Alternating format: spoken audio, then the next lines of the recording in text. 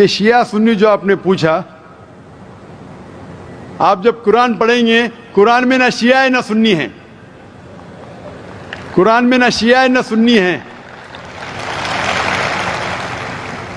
قرآن شریف میں کہا گیا ہے کہ آپ آپس میں اکٹھا ہو کے اللہ کی رسی کو مضبوطی سے پکڑو۔ اللہ کی رسی ہے قرآن اور صحیح حدیث۔ تو آپ دیکھیں قرآن میں کیا لکھا ہے اور اللہ کے رسول کے صحیح حدیث میں کیا لکھا ہے۔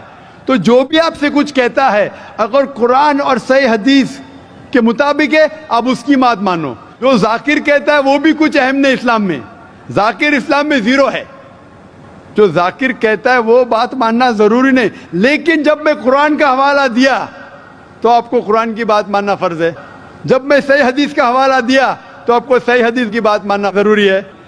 تو اسی لیے کوئی بھی شخص کچھ کہتا ہے، اگر اختلاف ہے اس میں تو پھر سے رجوع ہو جاؤ قرآن اور حدیث کے پاس، کیونکہ قرآن میں لکھا ہے سورہ نساء میں سورہ نمبر 4 آیت نمبر 59 میں، ورس نمبر 59 میں، اطیعوا اللہ واطیعوا الرسول، اللہ کی اطاعت کرو، اللہ کی بات مانو اور اللہ کے رسول کی بات مانو، کیونکہ اللہ کے رسول فرماتے، صحیح بخاری کی حدیث ہے، اس طریقے سے نماز پڑھو جس طریقے سے آپ نے مجھے دیکھا۔ تو جو صحیح حدیث سے ثابت ہے، قرآن اور صحیح حدیث سے، اس طریقے سے نماز پڑھو۔